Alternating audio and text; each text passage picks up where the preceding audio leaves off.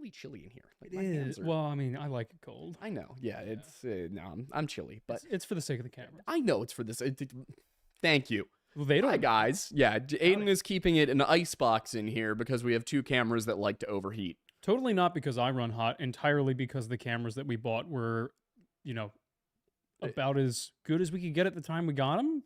And We shoot in 4K and have no internal fan. yeah, not a problem with the main camera that we use for the Friday videos. A little bigger. Yeah, that's the one you're looking at us Components aren't right quite now. so- These are the other ones. Yeah. These are they're not quite as good, but They they don't, get the they job don't like done. to stay alive very long. Anyway, we have a show tonight. Oh yes. Um, Oh yes, we do. I had to take a couple of weeks between finishing the research for Sebastian and coming back to this because it was mentally just extremely difficult to get through. Do you want to explain how many different documents you went through for those 3 videos? Yeah, I mean, I assume everybody who's watching this right now has probably seen the videos, so I don't think I need to do too much recap on it. But I read through probably over 50 different articles, 25 to 30 hours of podcast transcripts and interview transcripts. Actually listened to most of the interviews too because it's important to get the inflection and the body language. Watched all that, compared between everything. It was over the course of those 3 weeks, I probably put in 150 hours of work. If not more. Which was tough. I was up till 6 a.m. a lot of mornings, and then right back up and at it by 10 or 11. At least, awake by 10 or 11. So I was getting, 3 to 5 hours of sleep max doing this because it was just such an important case to get all of the details right on. If it's when we cover something that's a 50 or 60-year-old cold case, it's easy enough to handle getting something wrong. It's like, I mixed this up. That sucks, but no harm, no foul for the most part. Usually if I get something wrong, it's a detail that does not change the outcome or hurt somebody's reputation. It's so old. So I'm much more careful. I'm very careful with everything. I'm very detail oriented about everything we do. But when it comes to the stuff that's within the last 20 years, the stuff where the people involved are still alive in many cases, I try to be as careful as possible with those.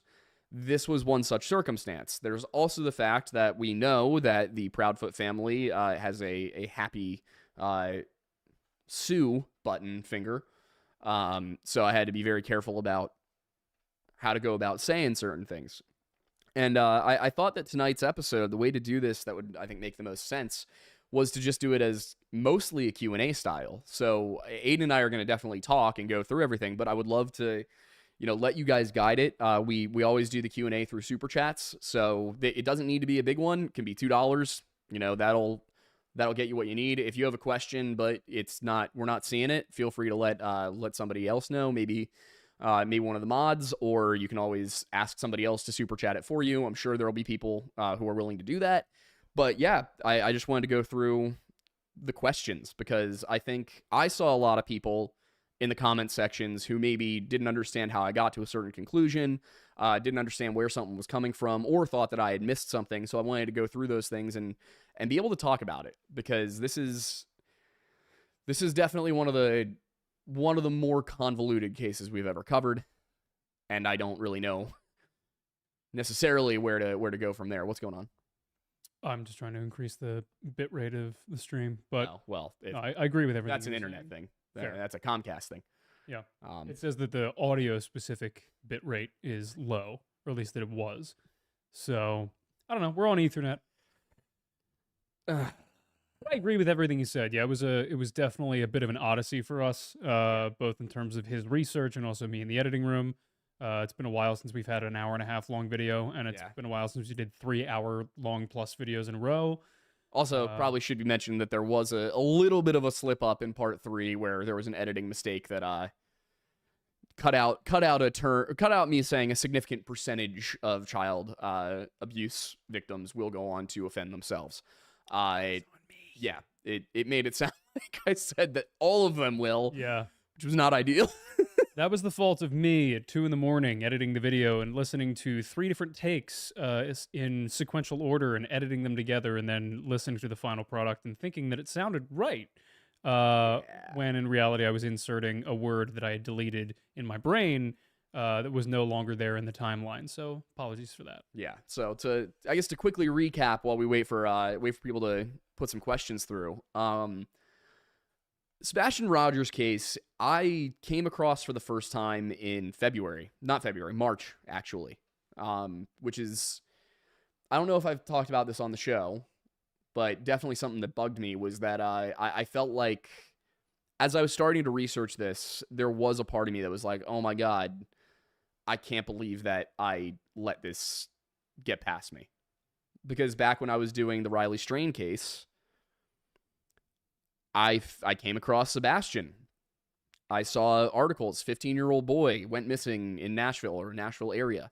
United Cajun Navy being threatened. This is something that didn't even make it into the videos because I couldn't trace it back to anything. But the United Cajun Navy, who were involved with helping out in the Riley Strain case, right after that wrapped up, Seth Rogers reached out to them and said, "Hey, can you come help look for my son, Sebastian?" And they did. They came out. They were helping out, and within like a week, they had volunteers getting death threats. They had their membership being followed. You know, all these weird things that were going on. You know, that shouldn't have been happening in a missing persons case, especially in a place where, from what I'm seeing, the community in Hendersonville was extremely helpful with looking for Sebastian. It didn't seem like the kind of thing that would make sense for the community to be, you know, tailing these guys around, making problems for them.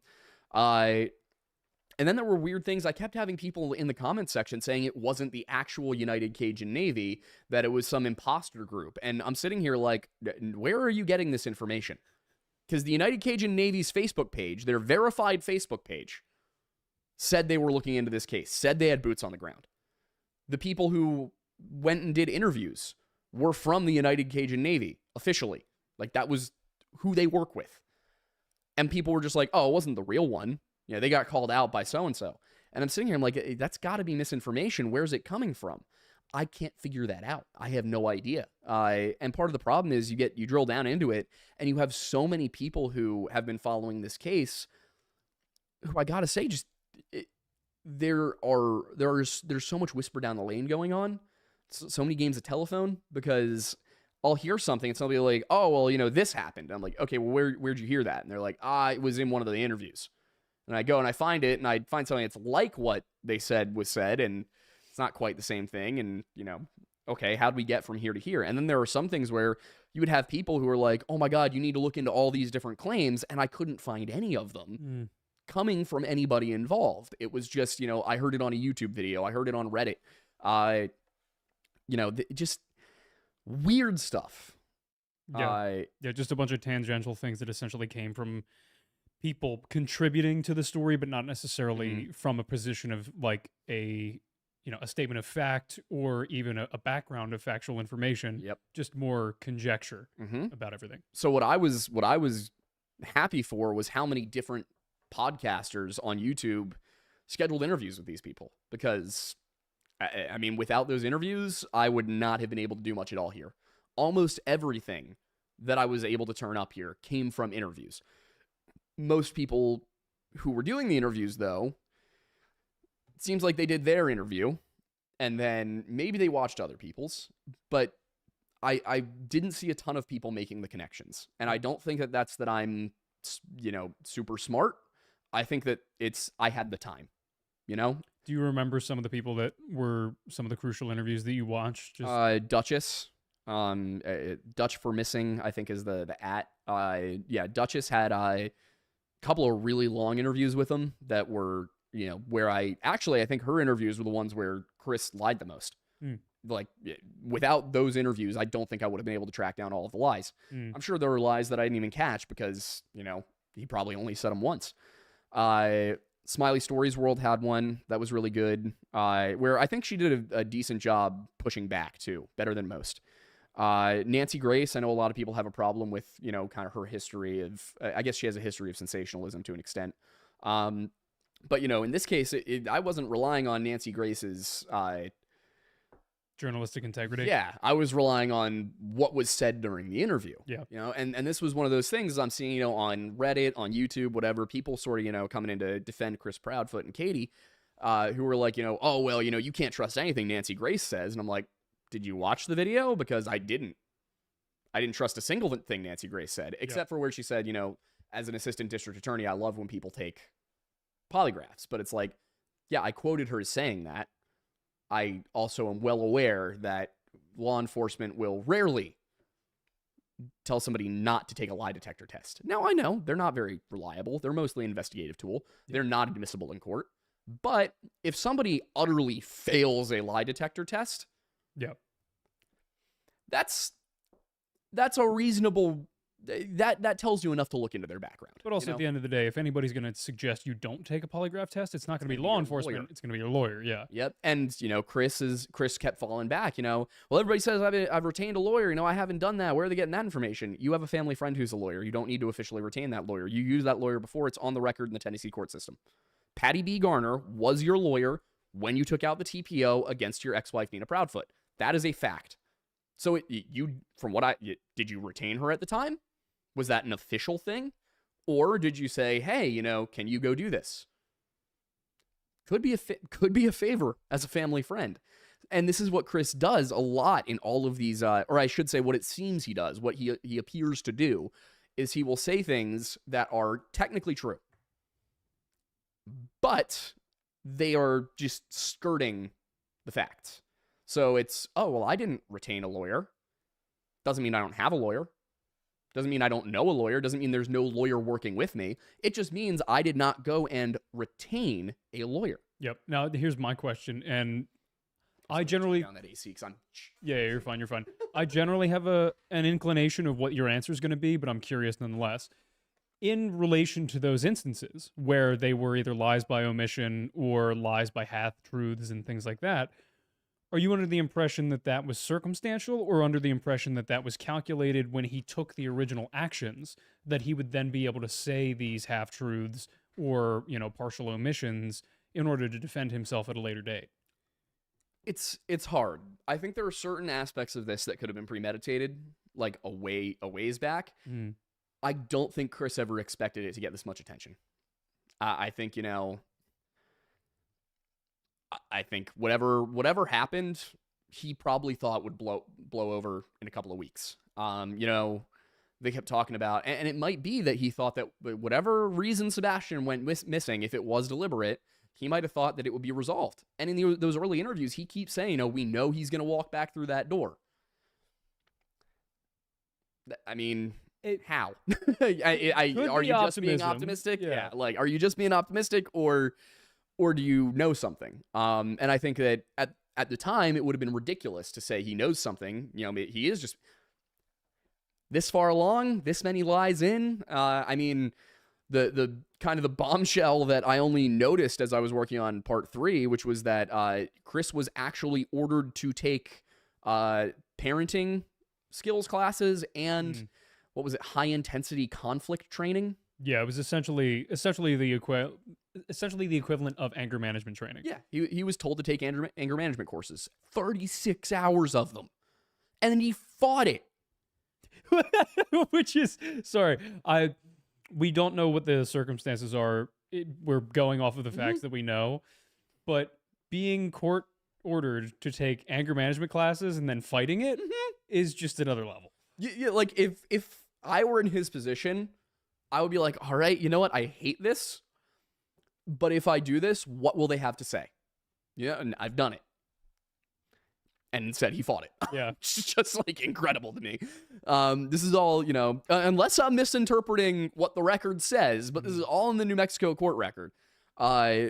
So from what I understand, from what I read, he fought it. There's a lot of legalese in there and a lot of abbreviations, but that seemed pretty clear to me. But now that we've had some time, let's go through these, see what people have to ask. So, and if for whatever reason I miss one, people please let me know. Let's see. Hang on, I just jumped around a little bit. Oh boy. Yep. Vernal Path for $10. Do we want to go in chronological order, generally? Chronological order according to relevance. Okay, this one's generally relevant. Vernal Path for $10 says, "Hey guys, thanks for being so forward and prominent in the importance of citing your sources. I feel like a lot of people simply don't know it's something they should look out for more the merrier." Mhm. Yeah. Yeah. It's a little ironic, given the controversies of the last couple of months, Yeah. but thank you. To be fair, we have improved our standards. Yeah, I realized we were always we've been pretty good about it since we both went full time. Yeah. But we've made some improvements since. Yeah. We've gotten some feedback, and we were like, you know what? Yeah, we probably could do a little We're more. like, you have a few valid points. Most of them aren't, but you have a few valid points. We're capable of listening and taking criticism where give us necessary. constructive criticism, then we'll respond to it positively most of the time. Yeah. If you just make baseless accusations because you watched 11 minutes of a video, maybe not. Incredible. But yeah, we have a lot of people that are either becoming members or gifting memberships. Well, thank you. Nice. We'll get back to that one later. Gemini for $4.99 says, "Have they seen, searched, or gotten a warrant to search other Proudfoot residences owned by Chris and his wife or their extended family?" From what I've seen, no. It's, and that's an interesting one, is I was unable to find any record of them doing a forensic search of the Proudfoot home. All I could find was claims from law enforcement that the home was extremely clean when they entered it, that the only part of the home that wasn't clean was Sebastian's room, which was supposedly just as he had left it. I'm skeptical that the house was always that clean. From what I understand, there was not a thorough review of the home. No. Yeah, that makes sense. Next is from just really quickly, I want to point out, I don't think that's necessarily a fault on the part of the police, because originally there was no reason to think that he hadn't walked off. It was only once they couldn't find any scent trail and there was clearly no sign of Sebastian in the area. There were also a couple of other things that bugged me. People kept saying, and again, there's so many hours of interview that I just eventually, I couldn't get to it at a certain point. There was just too much. There were also things like, apparently in one of the interviews, people are saying that that Chris and Katie said the dogs sleep with Katie when Chris isn't there. But she said that the night Sebastian went missing, she put them into their pen. Mm-hmm. There were what were a couple of, I'm trying to remember what the other ones were off the top of my head, but it's escaping me. So go ahead. Oh, fair enough. The next one's from Haley Merrick for $10 saying, "Hey, love what you guys do. Can't stick around, but want you guys to know you're really doing amazing work here. If Sebastian was kidnapped, do you think it was family or a stranger? Thanks and God bless." I would be shocked if it were a stranger, if he was kidnapped. Could you go over some of the details of the case as to why you feel that way? So that was the other thing, is there's something Nina said was that when Chris called her to let her know Sebastian was missing, that she asked, hey, well, don't you guys have cameras? Chris and Katie said there were no cameras. At least, well, here's the thing. They were cagey about it. They said there were no cameras watching the outside of the home. And then they were kind of, I think Katie said something along the lines of like, I won't give any specifics about cameras inside the home, which is the kind of thing you'd say if there was a camera looking at the front door where you say Sebastian walked out. They also said that, but that's the thing is, it's police have reviewed everything. Well, Chris said something else about police, which was that they'd cleared him. No record of that. At least not until very recently, when there was somebody from one of the police organizations, I think it was the Sumner County Sheriff, said something along the lines of like, there's no evidence of foul play to this point. But if you never investigated Chris, how would you know if there was no evidence of foul play on Chris's part? And that's the other thing is, let's think about Sebastian. Supposedly he has essentially no contact with the outside world. Because Chris said that he has no access to the internet through his devices. His phone only has the ability to call specific numbers. Again, according to Chris. That means he would have to plan this abduction. Like, Sebastian himself would have to plan his own abduction while not in the home with somebody at school? Who? Chris and Katie kept saying he didn't have any friends. aside from the other kids in the special ed courses. Also, most of the time when a child is abducted, it is by somebody who they know. It's rare that it's a stranger, a complete stranger, I should say. People who aren't family, okay, happens, but not to the degree that it's someone random would walk up to that house having cased it and decide to grab Sebastian out of it. That just doesn't make any sense. Also, there was no evidence that anybody had been to the home. I think it's most likely that it was a family member, especially when you consider who would have the motive to take this child aside from a family member. There's nobody. I mean, if it was a stranger, there are abstract motives that could be applied to any case. Yeah, but the thing is, let's say it's child trafficking. How frequently are autistic children chose for that? But also, why a 15-year-old?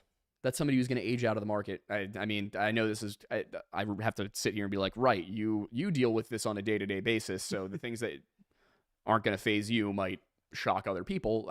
I'm not saying this so nonchalantly because it's not a big deal. It's because I'm just so used to it. But pedophilia, child trafficking, those kids tend to age out in their late teens because there's no longer a market for legal kids. At that point, they're adults. That's not enticing to the people who would pay for that kind of thing. So I don't think that it would have been child trafficking for that purpose. I don't think that it would have been child trafficking for labor, just because that's rare in the United States, at least. And I mean, it's not exactly an easy location to transport him out of. You have to get him at least to Memphis and then onto the Mississippi to escape with him without going through an airport or going through a border checkpoint. It just doesn't seem likely. And with that many eyes on it, I just feel like if he was trafficked, this wouldn't make sense. It's just too likely to go high profile, especially with the world being the way it is right now. And it's such a weird target. I mean, middle class neighborhood in Tennessee, the family that for all intents and purposes seems normal on the outside. I just don't see any likelihood that it would have been an outsider. Yeah, your perspective on that is specifically saying that, due to the fact that it seemed like a relatively normal family in a relatively developed area, it increases the difficulty for somebody who would be pursuing that to be able to successfully accomplish their goal. Listen, if this were a different circumstance, if Sebastian had disappeared while he was walking home from school, okay, that's something to discuss. He supposedly disappeared out of his own bedroom at midnight, or sometime between midnight and 6 a.m. That's something that doesn't happen. Yeah. I mean, kids don't go missing from their own homes unless they run away or somebody kidnaps them within their family. It's such a random occurrence from such a relatively safe place. And again, a neighborhood where there's a lot of Ring doorbell cameras. And I've seen some allegations that the Proudfoots had one too. I've seen people say it, but like I said, there's a lot of these claims that just come out of nowhere and they're hard to track down. So I wish we had two of me so that we could have somebody do what I did with everything up through, I think the interviews in April. Somebody to go through May through July, because there's been more stuff. Apparently there's also Chris might have had his own channel where he was doing things. There's so much. Maybe we'll do a revisit at some point. Maybe. Yeah, maybe. At some point. We'll see what I can pull off. Yep. Next question. I'll say this. If there's no movement on this case in the next month or so, then I'll take a look, because I want to give the cops time. I forwarded everything to the TBI and the FBI, so I'm hoping. But again, it's hard to say. Yeah, we won't know until we know. Yeah. Next question's from Mary Giles. Let me know what's correct or not for $5. Says, did the parents have a history of previous hours-long conversations on the phone, or was this a new to the night of Sebastian's disappearance? If they're to be believed, then this was a fairly common thing. Katie said that this was something she did most nights with Chris, and that Sebastian and Chris would interact while she was on the phone with Chris. Again, this is all coming from them. I think the only people who would be able to verify if that's the truth would be her cell phone carrier. who could say, yeah, these calls do happen a few times a week for a few hours. From what I understand, the TBI did verify that Chris's phone was in Memphis for that conversation. One thing that, but here's the thing about that is, let's say that Chris, because one thing that's come up is people are like, well, maybe the phone call was so that Chris would appear to be in Memphis the whole time. Again, some people have said, well, Chris was spotted at work on Monday morning. And so it doesn't matter, that he told that he kind of lied about a few things. And this was another thing that, because I didn't talk too much about the Memphis situation, came up. When he was talking to one of the people, he said, somebody had asked, it was either Duchess or Nancy Grace, I feel like. Somebody had asked, is it possible that he could have gone out the window? And he said that there were bushes and mulch. And remember, Sebastian, autistic, and we know that he does not like being barefoot outdoors. And Chris said, had he jumped out the window, he would have landed in one of the bushes or in the mulch, and we'd have heard him screaming. He doesn't say she'd have heard him scream about Katie. He says that we would have heard him if he did that. Which leads me to believe that at some point that night, he was home. There's also, somebody said that he was in town on Friday, but he was at a poker game, that he wasn't at the house. Again, I haven't been able to verify that one yet. What stuck out to me was the we, because if you think about it, let's say that, they need to have Chris have an alibi.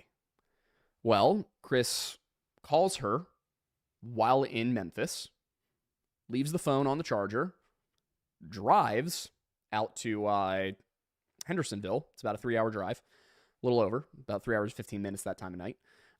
Drives out to Hendersonville. Whatever transpires. Maybe she hangs the phone up when he gets there. Because remember, 3-hour phone call.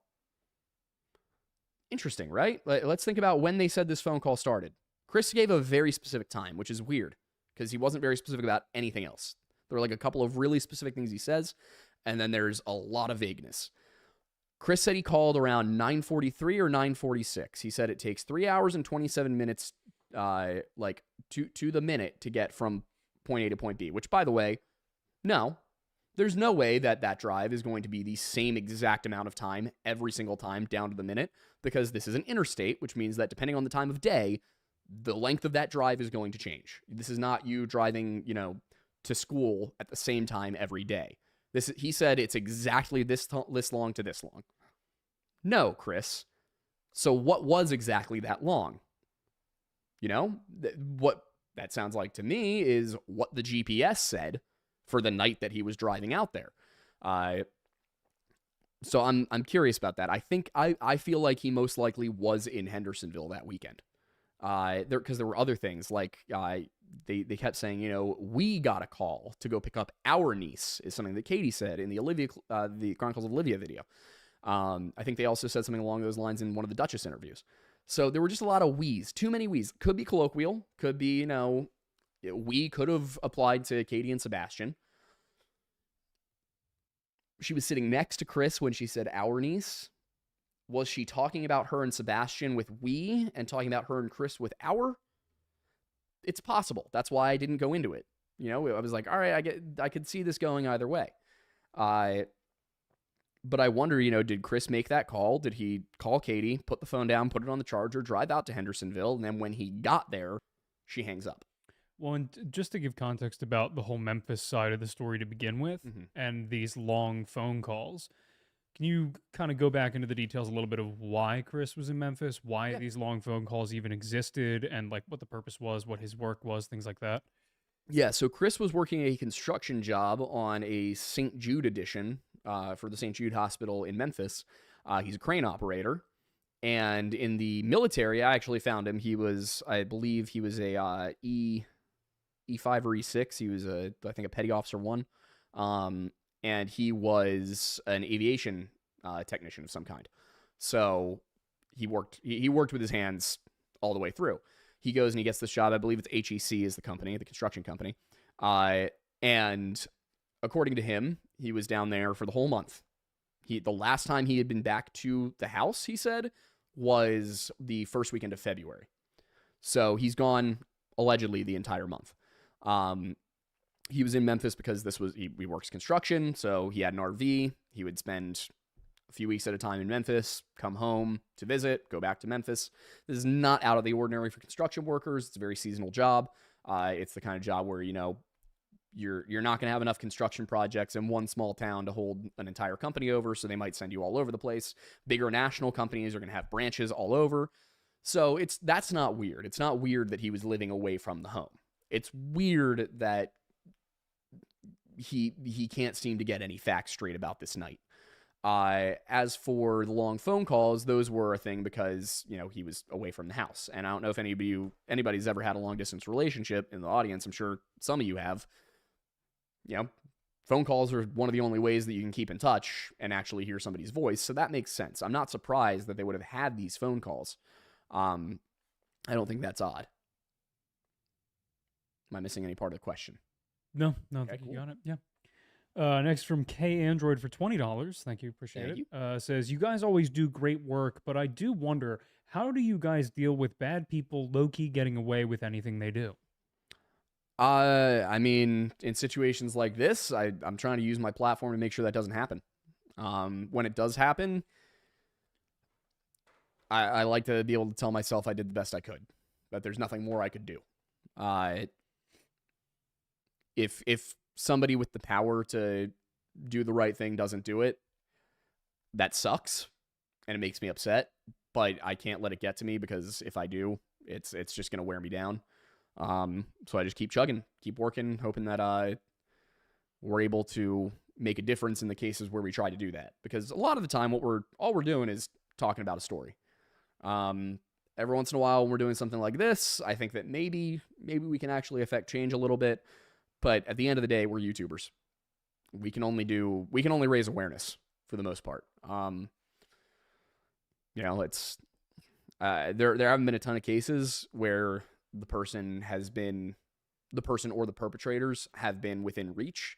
I can think of only, outside of this one, Gabby Petito and Tommy Booth.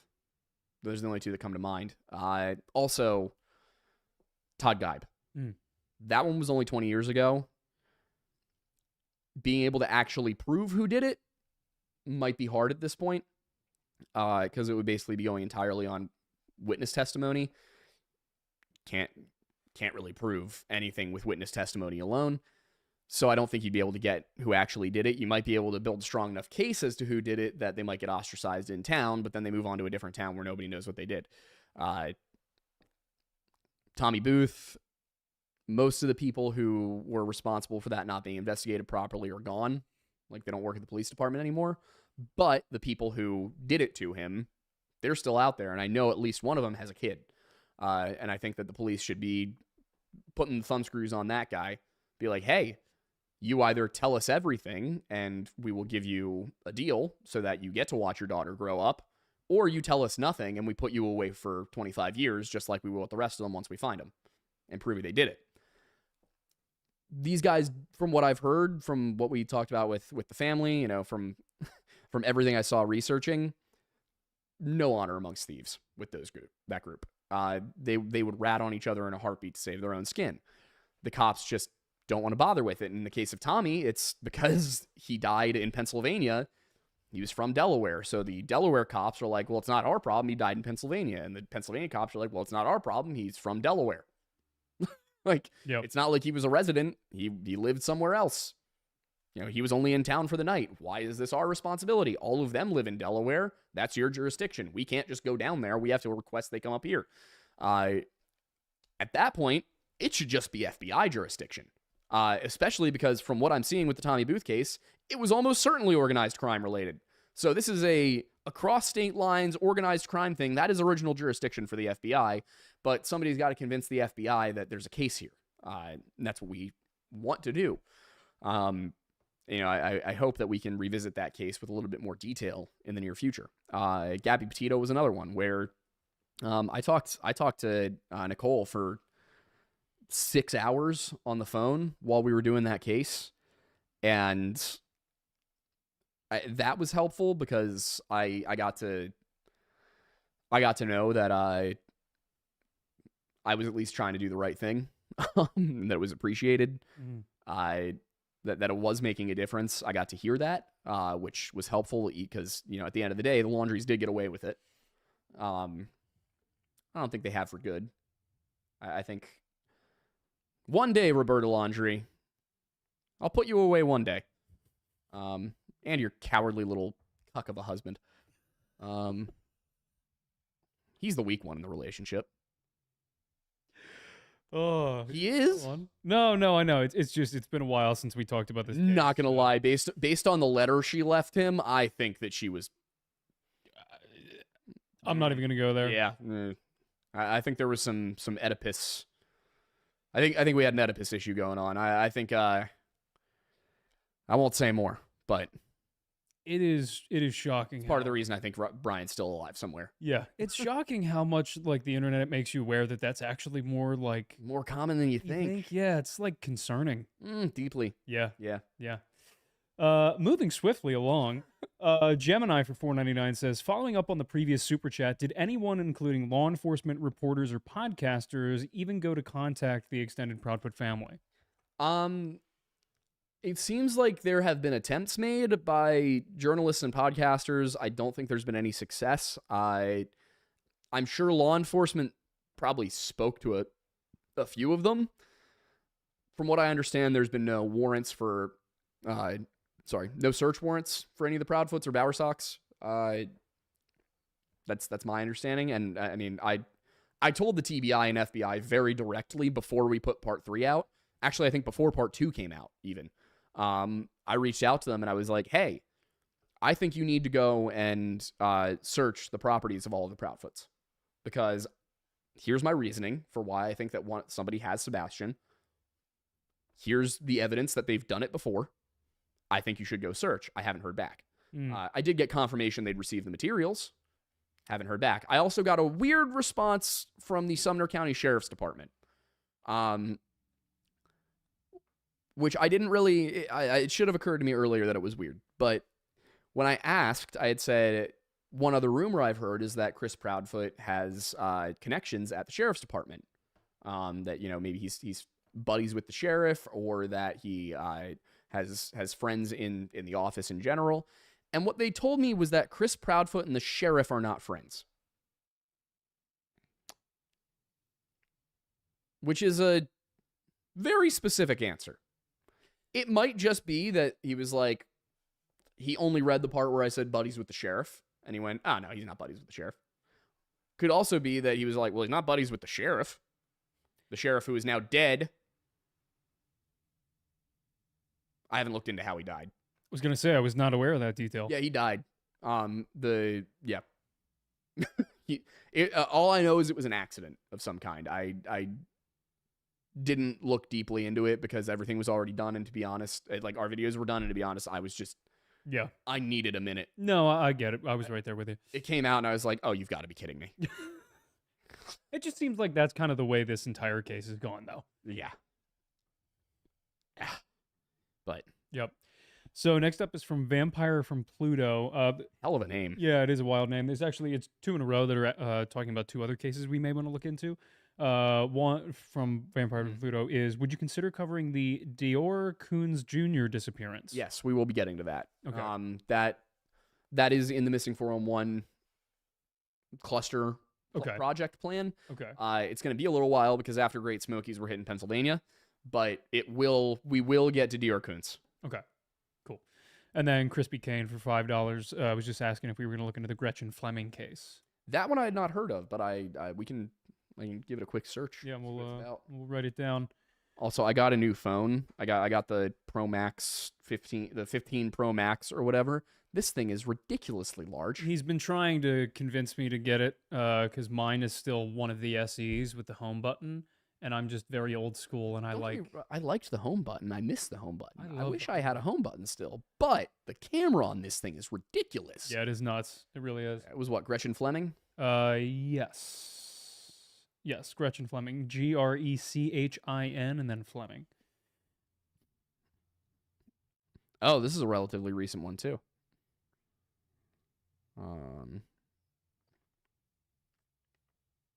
Yeah, I can. Is this United States? Yeah, it's American. Yeah, I can look into that. Cool. It's the reason I ask is that a lot of the time, if I try to look into something not American, I quickly run into the problem of other countries do not have American free speech laws Yeah, it's oh, did you see, or American FOIA laws. did you see the You, video? you can learn almost anything in the United States if you try hard enough. Did you see the video from the UK? Which video? Uh, Oh, wait, the thing where they were like, blimey, we'll extradite any Americans who. Not that. That's also valid, but not that. It was cops showed up to some guy's home. I don't know the validity of this. I just saw the video.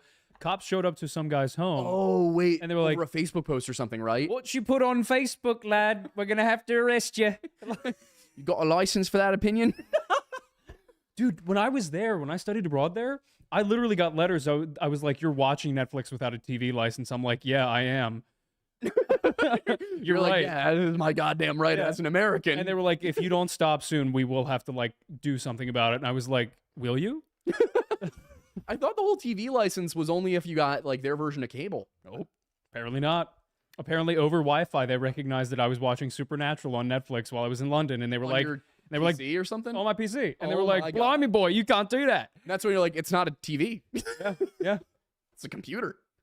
Quite simply, this is a personal computer. Yeah, no, I Tuesday, innit? well, I ran into it with Canada even. Did you really? Yeah, when we were doing the Smiths Falls case, I was like, hang on. I was like, hey, can you tell me anything about this? And the Ontario provincial police officer was very politely like, no, I cannot. Yeah. I cannot tell you anything without you filling out like a federal level request. Yeah. Or at least province level. Well, at least he was really nice about He was like, so nice. yeah, He was such a nice guy. yeah. And you also said you were like, he was relieved because you were actually capable of listening. Well, yeah, he said most American journalists are like, I don't understand. Why can't you tell me? Yeah. And just keep pushing it and not listening. And he was mean- like, we're not allowed to. Yeah. Meanwhile, you're like, I understand you have different laws. Yeah, like your laws are silly and I hate them, but I mean, you can't change that right now on the phone, so why would Yeah. I yell at you? Yeah, exactly. And he's like, thank you. We hate him too. Yeah. The next one's from Vernal Path for $2. I did have a little bit of a laugh with him about there was one of the articles was about guns being seized, Mm-hmm. a cache of weapons. It was Like a flintlock or something. basically it's like bolt action rifles and just a very basic AR-15 with iron sights. Yeah. So I was like, is this just out of curiosity, like, are these considered uncommon weapons or something? And he was like, you need a license to own, you can own them, most of these, but you just need a special license for it. The AR-15 though, no. I was like, okay. Got it. Good to know. I was like, these are, I know at least 36 people who have AR-15s. And this guy was like, they were talking about machine guns because he had one. Yeah. Like, buddy, Yeah. Canada. This is what happens within Canada. They don't have the same First Amendment laws, nor do they have the same Second Amendment laws. No, they do not. So there's some very clear distinctions between the two countries there. It was very funny. Incredible. That phone call was very funny. Oh, I bet. But Vernal Path for $2 says, did they check the footage of nearby airports? I don't know why I said airports, like airports. But Again, this is one of those things where I tried so hard to find any specific information, any specific details about the Tennessee side of the investigation, and there just aren't any.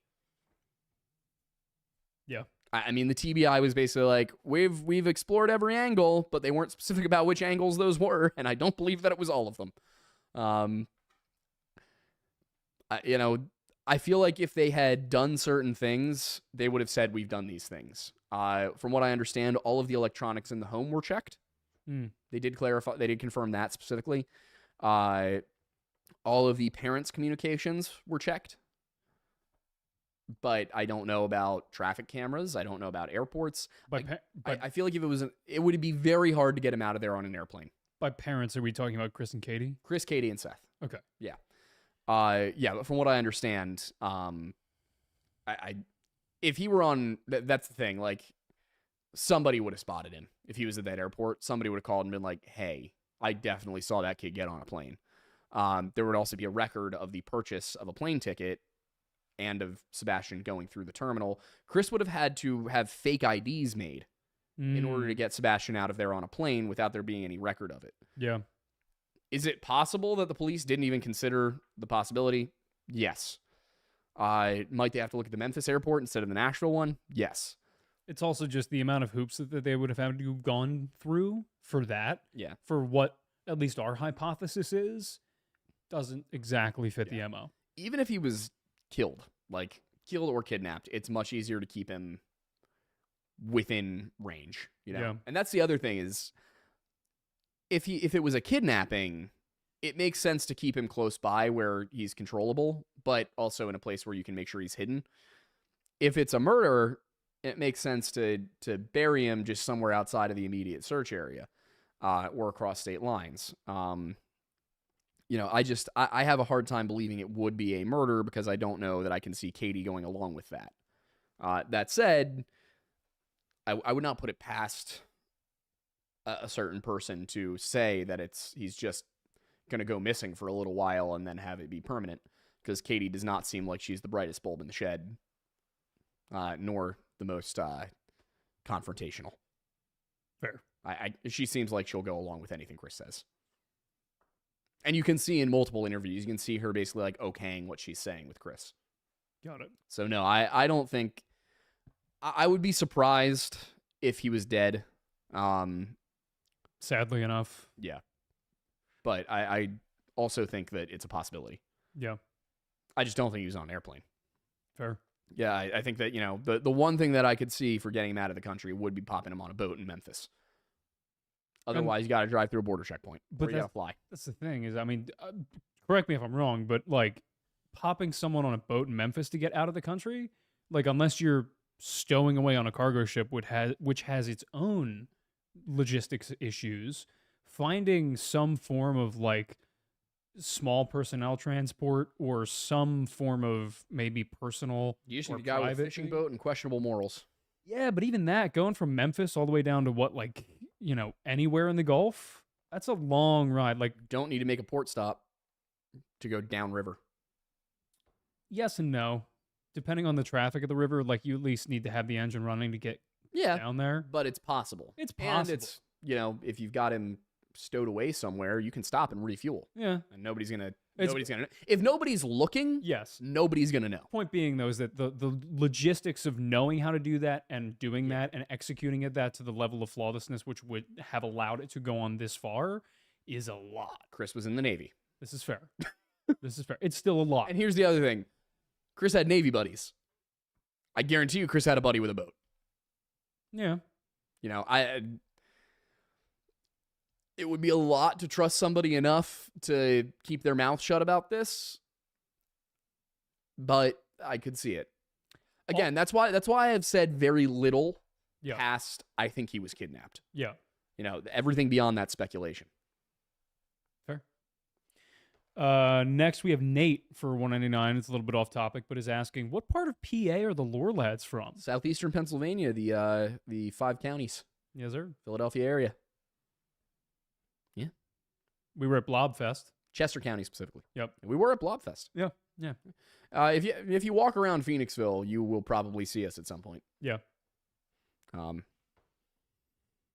Megan Carpenter for $5 says, as a mom of an autistic kiddo, thank you for covering this. I work with autistic kids and their families, and I can't tell you how angry this makes me. Yeah. It's for those who got to the end of was it the last video? Was it part 3 where I finally mentioned Liam? Yeah, right at the end. Yeah, that was one reason that it hit home so much for me was my little brother's autistic and around the same age. I don't buy what Chris says. I just there's a lot of things about the way Sebastian was described that remind me of my own brother. I just don't see it. Yeah. No, understandable. That's all there really is to say about it. Yeah. AstroBun69 for 199 says, has Chris's job site in Memphis been searched? So that's the other thing. No specific details about how it was confirmed that that he was in Memphis that morning. No details about what searches went on. Part of the problem here has been that the law enforcement agencies involved just haven't been transparent. Which I kind of get on the one hand, like I'm so used to cold cases that most of my expectations are more related to cold cases. And the amount of investigation that's been done 20 years on. This is ongoing. This is active. There's just so little information out there about specifics. The kind of things that you only get in reports later after the investigation is concluded. To me, this seems like it is a case that does not need to go cold, but it will if things continue the way they're going. And I think in a way that will be catastrophic, because if this is the worst case scenario here, is that they do not find Sebastian, they do not figure out what happened to him, and Chris gets custody of Faith. That is the worst case scenario. Also, one other thing, a lot of people had commented about the last name Proudfoot sounding Native American. Apparently, he was not super happy about the fact that his daughter is part Native American. So I don't think he's Native American. At least not. Yeah. There were accusations that he's not a fan of natives. Yeah. Which is another reason I hate this man. That was from his ex-wife in particular, right? Who herself is part Native. Yep. Which makes me wonder why he married her. But based on you have your theory. Yeah, my theory is that he married her for the benefits and never planned to stay with her anyway. Which, we know people do it, but it's just another... I'm also curious. I don't know when his last deployment was before that marriage, but I'm curious if it happened to be the same place Katie was deployed until December of 2015. Because she basically files for divorce as soon as she gets back. She gets back December 2015, files for divorce at the beginning of February 2016. Sorry, not the beginning of February, the end of February. In fact, 8 years to the day before Sebastian goes missing. Wow. Yeah, February 26th, 2016. She filed for divorce. That's wild. Mm-hmm. That's a wild coinky-dink. Ain't it? It really is. Ain't it?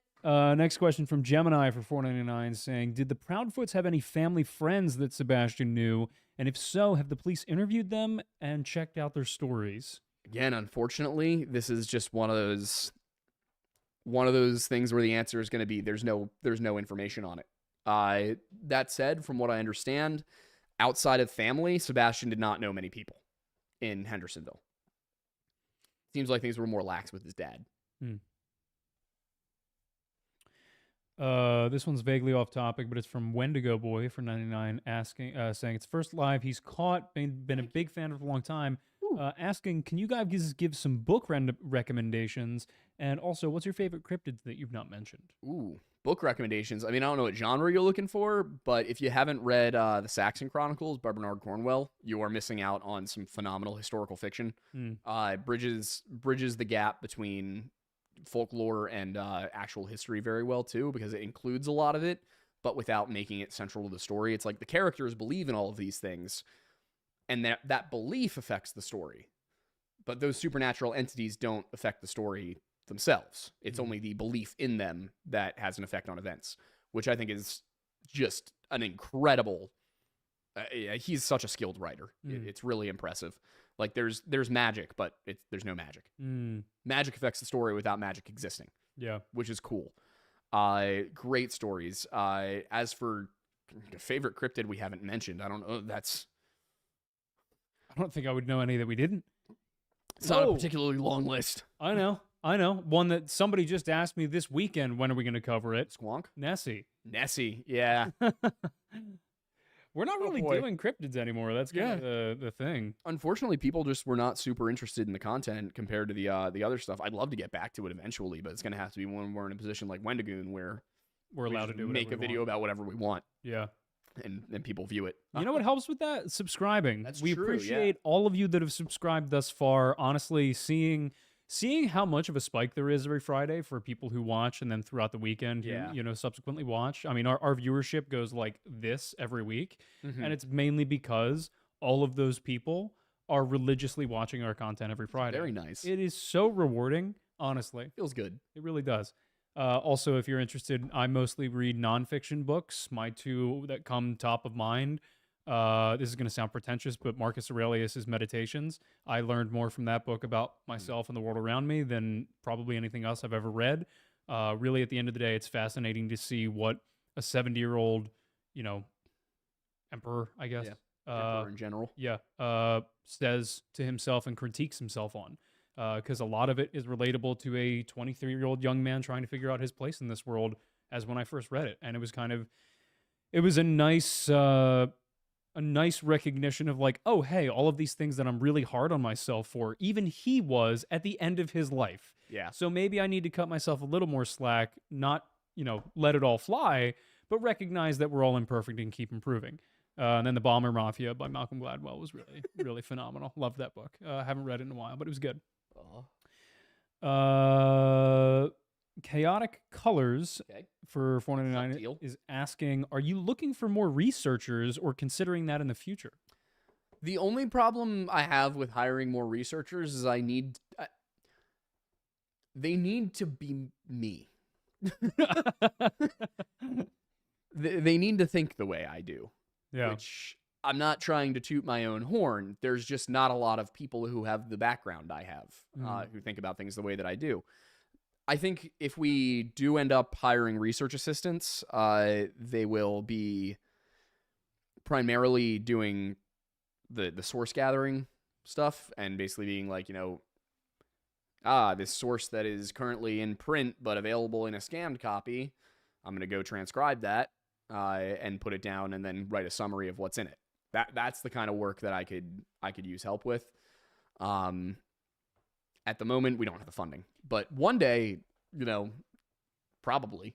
Can you elaborate a little bit more about specifically? I basically need to take on an apprentice. Yeah. Can you elaborate more specifically about, when you say it needs to be me, like what elements of your research process is it that you feel you wouldn't trust if it wasn't your touch specifically? It's not even necessarily that it's a methodology thing. I have looked at so many things that I will subconsciously make connections between something I researched a year ago and something I'm looking at right now. So it's an experience thing.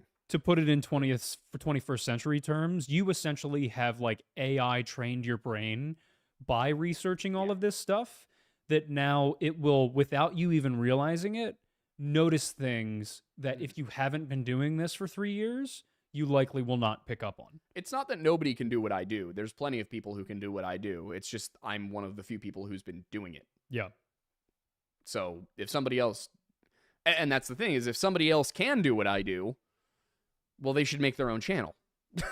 Yeah. They shouldn't be working for me. They should be making that money themselves. Yeah. Why take a assistant salary from me when you could do what I do and make more money? Yeah. Maybe if somebody wants to spend some time doing that so that they can eventually strike out on their own, that maybe, yeah, but I feel like I'd have to train somebody.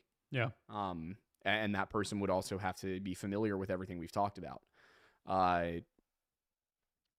It's 3 years of experience that you can't teach. It's also just a really niche thing. Yeah.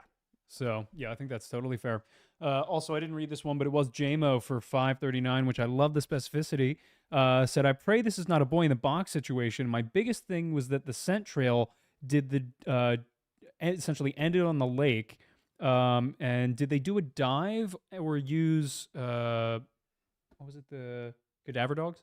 Wait, for this one? Yeah, for this one. So it wasn't a lake, it was a pond. They did dredge the pond, they did drain the pond, they checked it. There was nothing. Nothing in that pond. It was also only waist deep, which, like, yeah, people can drown in that level of water, but there's also no confirmation he ever actually went there. Also, I think I might have heard one of the cameras shut off.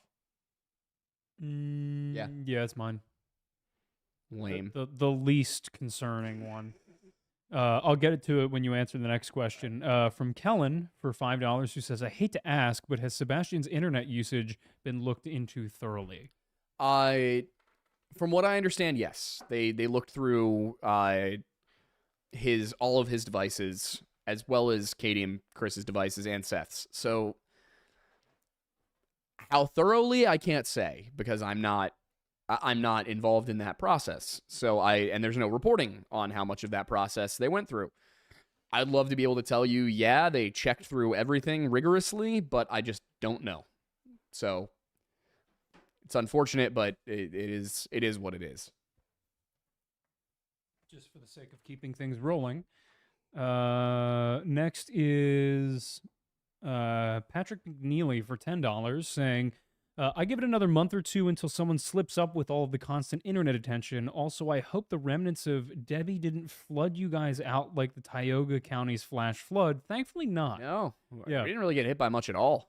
It was a lot of days of gentle rain, so it was very Pacific Northwest coded for the most part. Yeah. But aside from that, it really wasn't that bad. Weather got cooler afterwards, too. It was nice. Yeah, was there, I'm going to go see what the next question is. Oh, I got you. Well, did you want to answer that? What was the question? The slip up. Yeah. I think so. I mean, they've slipped up a number of times already. It's just about waiting for a big one. Yeah, I think this is a similar situation to what I said with Tommy Booth. They just have to put the screws on the right person. In my opinion, the right person is one of Chris's siblings or step siblings. Got it. Because I think, you know, he has Melissa and Candace both have criminal records. You know, putting the thumb screws on either of them would probably do it. This one, we'll come back to a couple of other ones in a second, but this one is from Evil Queen Yayai, I believe that is, for $5, saying, "Did you ever hear about Chris Proudfoot saying he was concerned about Sebastian around his stepsister, whom I think they mean Faith?" I don't know. Yeah, I don't know about stepsister, but his daughter, yeah. Wait, his stepsister. I'm assuming. Yeah, Sebastian's steps. Okay, yeah, I see what was being said. Yeah, that's in part 3, and from what I saw, it seems like there's something he's not saying. Whether or not that thing is true is up for debate. You know, I think the way he described it was that he said something happened, that law enforcement was involved, that there's something happened with a certain family member. He was so vague about it that it's impossible to determine precisely what he was talking about. But you can infer that whatever it was, it had to do with Sebastian and Faith. Now, in my opinion, you know, here's the thing. He said, you know, that something was done with law enforcement against their wishes. I don't know what he means. In my opinion, whatever it was probably was not particularly intense. Like not criminal. And we know that based on what Seth said, that Sebastian has, well, both people said that Sebastian has personal space issues. I think Sebastian probably just, you know, did something not realizing it was wrong, and that maybe one of the Bowersocks or one of the other Proudfoots called the police. You know, I think based on what he said, that seems most likely. Yeah.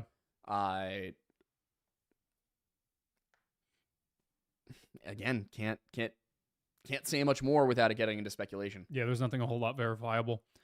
The next one is from Wildlife for $10, saying, "Has there been any cadaver dogs on the family's vehicles?" From what I understand, they searched all the cars that were there that night with dogs. I understand they used both scent dogs and cadaver dogs throughout the search, and that none of them found anything. Which, that's the thing, is no dog found anything. Here, I'll give an example. With Eloise Lindsay, who that video is coming out this weekend or this Friday. There were dogs that scented her days, actually, I think a full week after she was in the place where the dog scented her, and they know she was there. She was wearing shoes. Aiden. Shoes. Yes, the dog scented a girl a week after she went missing. Yeah. While she was wearing shoes. Interesting. Dogs didn't scent Sebastian hours after he went missing while he was barefoot. Yeah. On freshly wet ground that his scent would have been left on. If he walked outside of that house barefoot that night, he would have left a scent trail and one of the dogs would have caught it. 100%. 100%. Next is Janice from Accounting for 1999 asking, when will you be addressing the over 50 times Seth Rogers paneled up on YouTube channels, and will he be getting the same bias as you have clearly shown Chris and Katie in your previous videos? Seth is problematic, in my opinion. Seth simply was not involved in the disappearance of Sebastian Rogers. He just wasn't. It doesn't matter what else he said. I looked through. There is no conceivable way he could have kidnapped his son. So, maybe Seth isn't a great guy. Maybe he's, maybe he is weird in the ways people have said he is weird. My goal here is figuring out what happened to Sebastian. It's not, slamming anybody in particular. It's not making sure both sides get an even amount of attention. I'm paying attention to the things that I think will lead to finding Sebastian.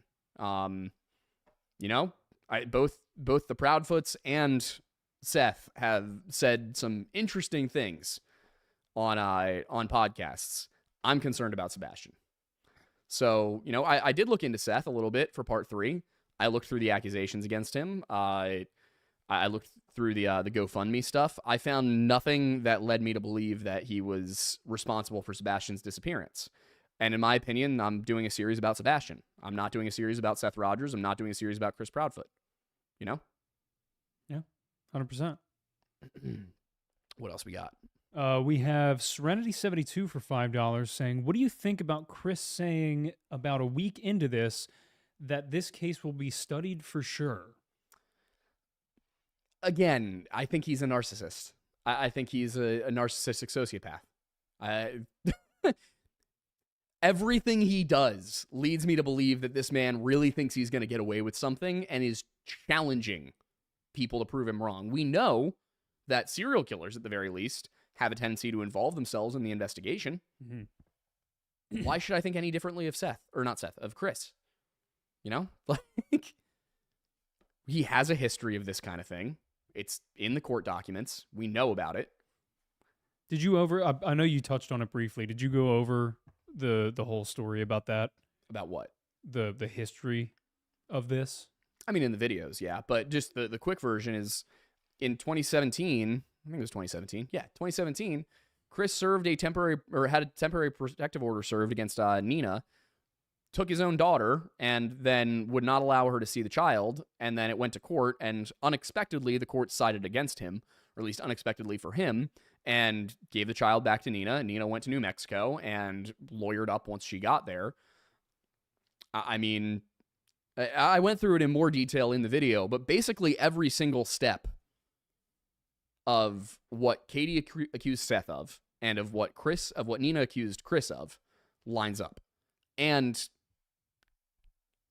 when you look at Sebastian, he could have been a problem for that custody case. So we know Chris has organized his family to help him kidnap a child before with Faith in 2017. I'm not going to put it past him to organize with his family to kidnap Sebastian in 2024. Yeah, no, makes sense. Echo Warrior for 1999, thank you very much, says, I know you only want to speak about the facts, but in your opinion, based on the research you've done and your experience in this type of work, do you find the ex-wife's story about Chris and his family's alleged abuse credible? I find it verifiable. That is to say that I am willing to believe it. I'm also willing to believe that she did not tell the whole truth. Custody battles are, I said this in part 3, and I tried to harp on it. Like, I'm not going to tell you Nina's lying. I'm just going to tell you what she said that's verifiable, what she said that's verified, and what she said that doesn't sound right to me. She was speaking from memory. She was speaking off the cuff. It didn't seem like she might have had like a list of bullet points written down, but she definitely didn't write all of this out and then read it. So I would expect that there would be certain things that were not totally accurate, just from misspeaking. The difference between her and Katie is just that. Her testimony here was spoken word from memory. Katie's was a written document that she had time to go back over, to check, to make sure it was accurate. So am I going to just take Kate or Nina at face value? No, absolutely not. I think I said as much. But am I hoping that someone will do the work, somebody who's capable of doing the work will do the work of verifying her claims? Yes, absolutely. And in the video, I said the ways in which her claims could be verified. And I checked up to the extent that I could. I went and I looked at the available public records. I called her attorney. I reached out to the sheriff's office. And there were some things she said that directly were contradicted by her attorney and by the sheriff. For example, the sheriff said that all of that stuff was handled by the Hendersonville Police Department. Maybe it was, maybe it wasn't. I couldn't find records of where specifically the handoff happened. What was the other thing? It was that, and and it really is that Henderson, that custody exchange moment is the one that I have the most questions about, honestly. And because she says that what she said happened there should definitely be on video, based on what she said. Well, because remind me, was that in the parking lot of the sheriff's department? So she said it was the sheriff's department. Sheriff said it was the Hendersonville Police Department. He said, she said. This is why I think the TBI and the FBI need to be taking the lead instead of just consulting and assisting. Yeah. The Sumner County Sheriff's Department, in my opinion, can't be trusted at this point. Maybe that's unfair, but considering that they've been implicated by a witness to some of these events, I'm gonna need them to come out and be like, no, we can prove this didn't happen here. Here's the videos from that day. Nobody was here. Mm-hmm. This is not an unfalsifiable claim. Them saying, no, that didn't happen, they can prove. All they have to do is grab the video footage and publish it. Hendersonville Police Department, I think their records need to be checked. I think that Facebook needs to be subpoenaed and said, hey, allegedly there were live streams at this location on this date. Can you show us your metadata? Because even if the videos have been deleted, Facebook will have the metadata that says, yes, we have multiple Facebook live streams on this morning at this time from this general location, from these accounts. And that would verify that at least the thing about them live streaming was true. The other part was that when I talked to her attorney, Mr. Edwards, he said he could not recall hearing about what happened or he said he could not recall being involved in what happened at the police station. On the other hand, it is possible that she just, in her memory, mixed up the sheriff's office with the police department because one's in Gallatin and one's in Hendersonville, and she had been in the area for a month and a half. It just might have been something that didn't click for her. Yep. There was also something about Wendy's involved there that I tried to verify, but yeah, I don't know. I think that for the most part, her story, I'm willing to believe, or I'm willing to give her the benefit of the doubt, because a lot of what she said could be proven false if it's not true. And then there were a lot of things that Chris Proudfoot refused to elaborate on. And again, from what I've seen, I have yet to see Chris come out and give his own statement countering Nina's. It's hearsay. It's he said, she said. He doesn't have to provide proof of anything until she does. She put all that out there. He can come out and be like, here's my side of the story. He hasn't. And if he has, I didn't find it. Which, considering how many podcasts he's done, you would think the information would be out there. You would think. Yeah, so. Just wanted to get your temperature on this. It is 8:17. Okay. There are several left. What do we want to... Maybe we cut it off here. Okay. And go through what's left. Okay, that works. So anything that came in before 8:15. Okay. I think the last one that came in was 8:07. Perfect. Everything before 8:15 then. Cool. All right. And that one. Yo, it was definitely sent before I said before 8:15. Yeah. So the last one that came in at 8:17. The next one's from your mom. Okay. Hi, Mom. Hello. Hello. Saying, has Chris Proudfoot's job verified that he was at the job site that night, and has he been back to work? This seems like it should have been a simple thing to do. If they miss or if I've missed this, sorry to ask. No, I found nothing confirming that. So it's a great question. I have found nothing. I have found no public statement from the company saying he was here. I found no statement from law enforcement saying he was there. The only thing I found is that the private investigator hired by Seth Rogers confirmed he was there that morning. Mhm. The morning of Monday, the 26th. Okay. From what I can see, From what I can hear, someone's having a good time tonight. From what I can hear, somebody's compensating. I have yet to come across confirmation by the company or by the police that he was on the job site that night. Or sorry, not that night, that morning. I have seen confirmation from a private investigator hired by Seth Rogers, which would suggest to me that she did confirm that he was there. But here's the thing. They weren't working on Sunday. He wasn't working on Sunday. Yep. So if he drove to Hendersonville and then back to Memphis, he could easily drive to Hendersonville and back to Memphis. You know, if let's go with his phone records. He got on the phone with her around 9:45. It's about a 3-hour, 15-minute drive at that time of night, which means that he is arriving in Hendersonville around 1 a.m. He's definitely back at work by, like, I think it was 5:30 in the morning. That's 4.5 hours. That's enough time. Yep. In fact, it's enough time for him to stop along the way if needed. Yeah. To, I don't know, bury something maybe. Just in case we want to go that direction. Yeah. About as bad as you can go. Next one's White Trash Panda for $5 saying, also, y'all need to update the website link on your channel Yes, we do. description and the mailing address on the website. Yes, we do. Yes, we will be doing that. I've been meaning to hire somebody to redo the website in general. It's just been an issue of us not having the money. Pretty much. Mothman's accountant for $5 saying, hi, Aidens, you mentioned doing some animated projects. I'm an animator and in college right now, but I would love to help with you with that in the future. Please email us at thelorelodge@gmail.com because I have several things I would like to discuss with you. Yeah, and also, I know we say please email us a lot, and a lot of people don't get responses. We do read them. We just don't have time to answer all of them. Yeah, that's the biggest issue is that... So usually when we're like, yeah, let us know if you do this, it's so that we have your email there when it's time to go hire people. Yeah, basically. It's a holding place. Yeah. It is not ignored. It is cherished for the proper time. Yes, when precisely. we can finally respond. The next one, Duo Black Rose for $5 saying, reviewing Yuba County 5 videos, I think Shones was in the Plumas that night to buy drugs for the first time. It would explain his vomiting. It's actually a good point. Yeah. It would explain why he was up where he was, too. Yeah. Like, where's there not going to be anybody?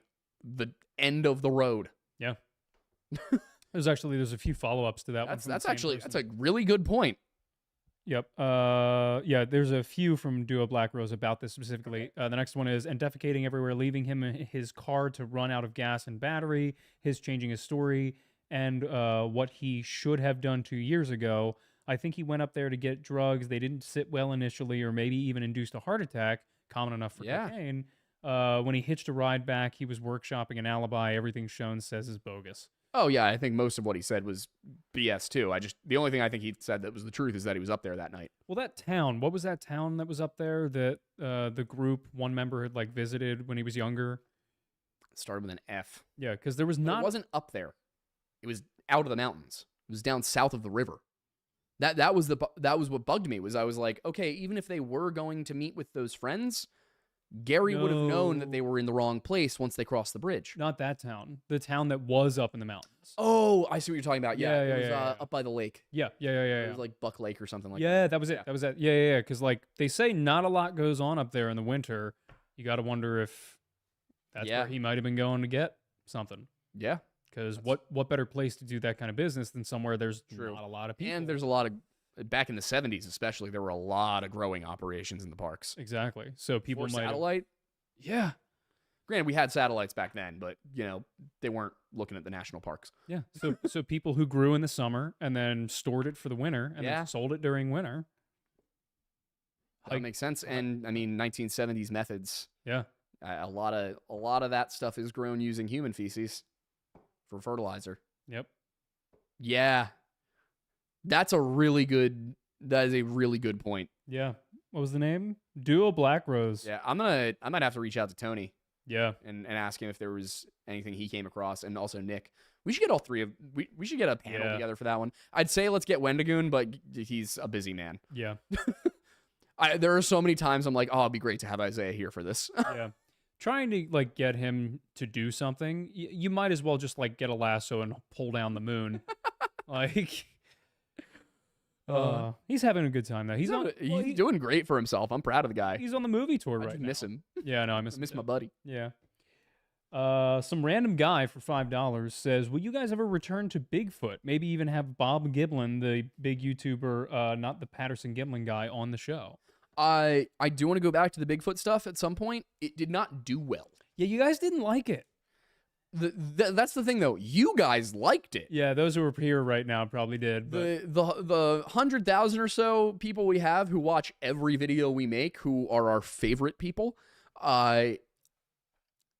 you guys liked it. Yeah. The other 400,000, we're not fans. Yeah, it seems like there's a solid, quarter to 20% of our audience that will watch anything we put out, and that's awesome. But at the end of the day, we do have to go with the stuff that gets the views for the moment because we have bills to pay. Yeah. There is going to be a point at which we will no longer have to worry about making a certain number each month. Yeah. Yeah. Once we get to haven't reached that point yet. That point is basically going to be when this channel is bringing in $1 million a year, which it doesn't. Yeah. Wouldn't that be nice? But if we were making that kind of money, that would support us being able to pay all of our bills, pay for this space, pay a couple of editors, all that. Yeah. That's when we can start doing like on location stuff. All the things that we're trying to get to that we want to do, that we want to like to the level of quality we want to provide. Yeah. We'll have our first on location thing in a while. Will be coming up though. Won't be fully on location. Some of it will be shot here, but Paul? Yeah. Okay, I wasn't sure if you were referring to that or what we're going to do in October back up at Brant Lake. That too. But yeah, Paul LeMay, we're going to Seward, Alaska, Yep. In a couple of weeks. So we're going to talk about Paul LeMay while we're there. We're going to get some footage of the area. That's why I bought the new phone. Got to get some new GoPros. New GoPros coming in. But yeah, that's the thing is, I mean, shooting this video technically is going to cost us almost $10,000. Yeah. It hurts. Yeah. And it will not make that money back. No. The only reason that we are even going, the only reason we're doing the video now in the way we're doing it, that being on site, is that we have this Trova trip thing. Yeah. Which the nice thing is we're planning on doing more with them that will take us to places like the Rockies, Yosemite, Yellowstone. So we'll be able to do more videos on location whenever we do a Trova trip thing. Yep. But we just can't do that for all of them yet. Now, I mean, we did have a conversation with some boys down in Texas about possibly doing some documentaries for their pepper box. So their box made of pepper. Exactly. So, that's I would love to be working for those guys doing those videos. Yeah, that would be honestly so fun. Yeah. Uh, Eli, Cody, if you guys want to, Brandon, if you guys want to send us all over the place, we will go all over the place. 100%. If I could, then I would go wherever Brandon tells me to go.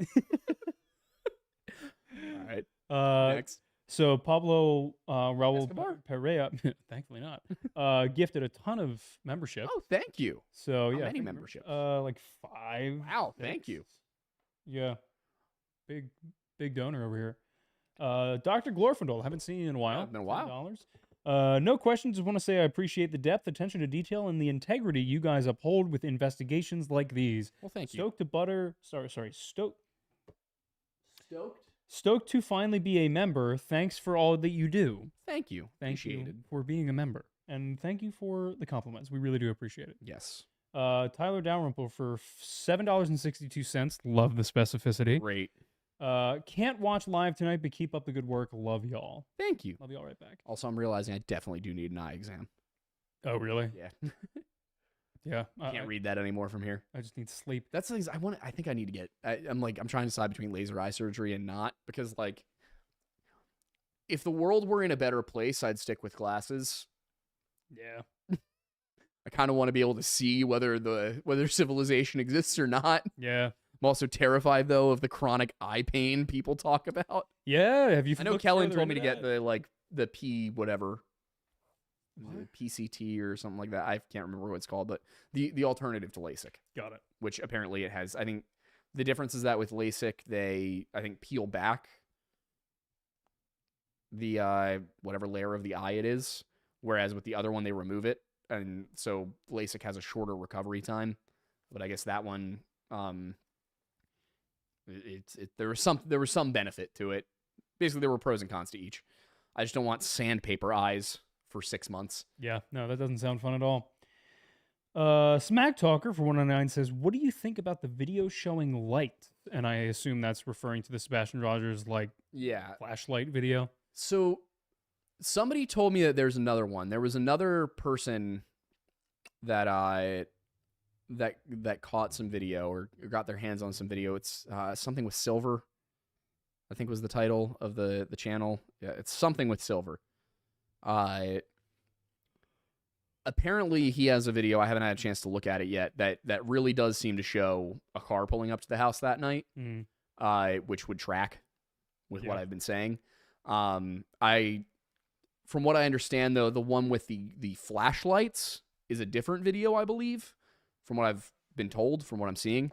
And Seth even said that one, like, they showed him the same angle from during the day, and like you could tell that it wasn't what it was being suggested to be. Also, Nick Barris, and I don't fault him for this because it was so hard to find any reliable information. He was the one who he was one of the people who talked about that video. He's a journalist from the area, and he had said something about like there was a common area. That was like the flashlights were being seen across a common area. There doesn't appear to be a common area from the angle it would have suggested. There's like a drainage ditch. I was going to say a common area in the neighborhood? Yeah, in the neighborhood. Yeah, I didn't see one on Google. It looked like there's a drainage ditch back there, but that was about it based on where the angle was. Yeah. So I think that video probably did show a garbage truck. From what I understand, also, Seth said that the time on the video, which I think said like 3:11 a.m., says that for multiple minutes. So it wasn't an issue of it being too early for the trash. Yeah. It was an issue of the or the software or the camera or whatever having an error where it had one time the whole time. And apparently the video was actually taken sometime around 5:30 in the morning, which would be more in line with when trash trucks are usually out. Got it. Before I get to the next question, I need a little help from the audience. If anybody can explain to me why my leg muscle has been twitching like on and off intermittently for the last like 4 days, would love to know because it is starting to freak me out a little bit. I think you just might have you might need more salt or less salt in your diet. That's the thing is like I over the past few days. I don't know about salt specifically, just minerals, because my arms do that sometimes. Where just like I'll get a twitch in my shoulder. Yeah, there's some reasoning for it. It's either a mineral deficiency or there was something else I read about. But yeah, it's apparently not particularly. Wouldn't be shocked if I'm suffering from malnutrition. I really am not eating well. No, I occasionally have like my forearm or my shoulder will twitch. It's weird. My eyes twitch all the time. It's only been this muscle. It's just this one. It'll usually be like this muscle for a while. Yeah. And then it'll go away. And then a few months later, it'll be this muscle or this one. Fair. Yeah. I wouldn't be worried about it. It just annoys me. And it was like, it's been happening. Is it just a weird, like, it sort of just flexes a little bit and then unflexes? Yeah. I don't think it's anything to worry about. It's less worrying. It's more like, I just want it to stop. I see what you're saying. Yeah. Anyway, so moving swiftly along, and I appreciate anybody who is answering that question in the comments. Bear90 for $2 says, "Did you see the car sitting on Stafford in the dark?" I think that might be the one that I'm thinking of, the other video. I have not seen that video in full. Okay. So I do mean to check it out, but again, it was one of those things that, like, I was so burnt out from this that I was tagged in it, and I was like, I'm going to look at it, but I just can't do this right now. Maybe when we get back from Alaska, but I needed time. In fact, just it now seems like a reasonable time to mention it. Aiden and I were talking about it this weekend because for the first time in literally years, we both had an actual weekend where we didn't have to work. I wasn't catching up on research on Saturday. I wasn't doing a filming day Saturday. We didn't have the show. And we both kind of went, oh, this is, we forgot what weekends were. Yeah. We forgot what it was like to have 2 days off. So for that reason, we've kicked around with it in the past, and I know a lot of people like that the show is on Sunday nights, but for our own mental health and for the sake of our families and our girlfriends and all that, we're not in our early 20s just doing stuff on our own schedules anymore, and we are working so much more than we used to. Yeah. Well, that was the thing, is the reason we moved it to Sundays to begin with was We had because full-time jobs we during the day. both had full-time jobs, and we were like, well, especially for mine, because at that point I was going on shoots. I think the show was actually originally on Monday. It was. It started on Mondays, and then we moved it because we were like, because of work, it's Mhm. too inconsistent. Like, we need to do something better. So we swapped to Sundays to accommodate for our day jobs. Now that we don't have day jobs and we have lives and people who rely on us to be able to actually like be there for them and things like that, Seems most reasonable to move the show to Monday. Yeah. So the show is going to be moving to Mondays. It might happen on Sunday occasionally, but also, I mean, during football season, we would end up canceling or postponing a few shows anyway because we'd want to watch the Eagles game. Yeah. So now we'll only be moving the show back to Sunday for Birds games. Yep. On Monday. On Monday nights, yeah. So cool. But the fun thing is that we're not Well, I moving. think those are at 8:20 anyway, so we'll just do an hour show. Yeah. So all we right, should be fine. Yeah, so this show will be on Monday nights from now on, is Yep. what I mean to say. Yep. Probably should have included that in the video, but we Yeah. didn't shoot it until we didn't decide this before we had shot the video. No, we're we all didn't. good. Yeah, we're fine. Yeah. Yeah, so the show is going to be on Sundays from now on, or Mondays from now on, which does not appear to be a problem. Moving back to Mondays. Yeah. Back all the way to the start of this channel when Mattis had blue hair and You mine stopped was that a lot shorter. That was almost a year in. It was almost a year in that you met your girlfriend while my hair was turning blue. Yeah. Well, you did the frosted tips first, right? Yeah. That was early. Remember when we It was did like it? October 2021. Remember when you moved out of the apartment and we did it in your parents' basement for a while? That's when I had the frosted tips. Yep. We won't talk about the one stream. I know which stream you're talking about, you bastard. Shut up. Yeah, but You keep that to yourself. they'll go look for it and not know what I'm talking about till they Yeah. find it. There's a very special secret stream that you can find. Was Norman there for that one? No, that was a different one. Okay. Yeah, I know. Yeah. We'll see. Well, you guys can go figure out which stream I'm talking about. Yeah. If if you figure it out next week, just drop an emoji of what you think it is. Yeah, that's what I'll say is if not an emoji, Okay. not an emoji, that'll screw with the comment algorithm. If you find it, then on this Friday's video, comment a joke about what the secret is. Yeah. Because then you'll be the real cool ones that everybody's gonna be like, what are they Exactly. talking about? What?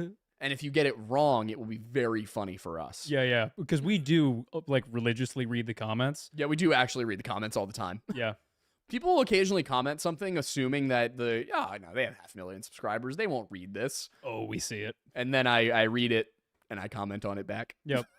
And I'm not talking about the people who are like, you probably won't see this, but I'm trying to help. I'm talking about the people who are like, they'll never respond to my nonsense criticism. No, I will. Yep. And I'll be mean to you back. Don't be mean to me. I will be mean back. Yeah. Don't find him on Twitter. I can't control his actions. The Lore Lodge Twitter is a great place. I don't know what you're talking about. We're very mean to flat earthers over there. Yeah, it's fine. It's the one people we can be mean to. Yeah, exactly. Yeah, anyway, moving on. What do we got? The Foxo Gaming for $2 says, as a Tennessean, local police can be fairly corrupt. Good to know. I'm not surprised, but good to know. Actually, you know what? After the Mini Han one, not surprised at all. Yeah. It may have been the 50s, but I doubt much has changed. Yeah. Mystery Sky for $2 says, Chris Proudfoot's parents went to Canada shortly after disappearing. Is this true? No. I did hear about that. I heard it was Alaska, not Canada. Again, this is the thing that was like, if they had Sebastian with them, they would have had to put him on a plane. Yeah. Which would have been caught. I was laughing because I figured out what you were about to say. Yeah. Well, we covered too many stories about it. To be fair, yeah, I wouldn't put it past it. I was wondering how many people were gonna get that was almost my slip up, but yeah, we gotta stop covering cases that involve that. You think I wouldn't love to not cover cases that involve that? Wouldn't it be wonderful? You think my psyche is healthy right now? Neither of us are. Yeah. By the way, You're gonna do studies on me one day. Yeah. Or is that a Chris Proudfoot reference?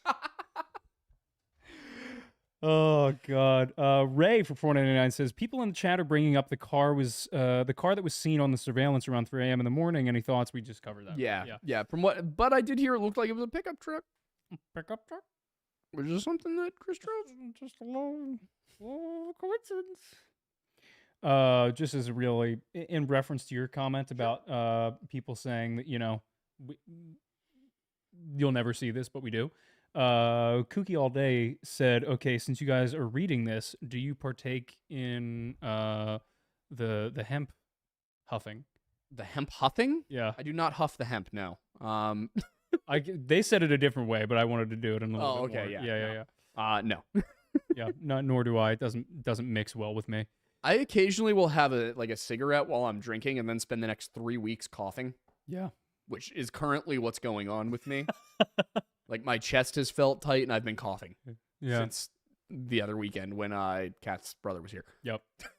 So, no, I do not smoke anything aside from the occasional tipsy cigarette, and then I remember why I don't smoke the next day. And cigars.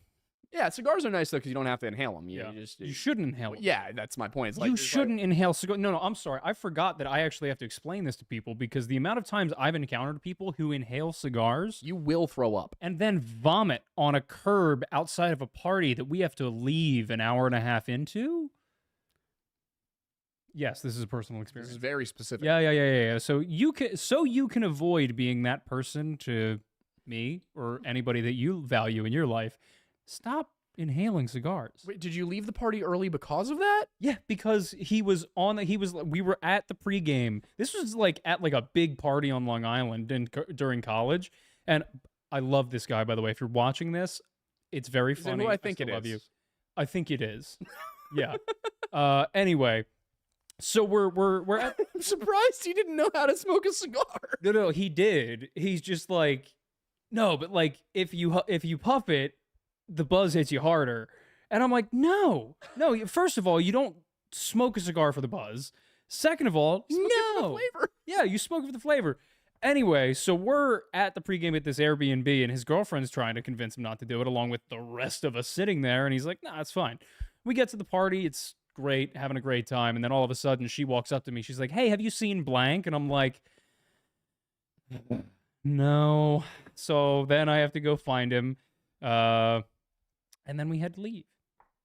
See, this is funny to me because I went to visit my cousins the February or so after I graduated college. Yeah. And we went to a party at Penn State Behrend. I was a Penn State Maine kid. Yep. So I was hanging.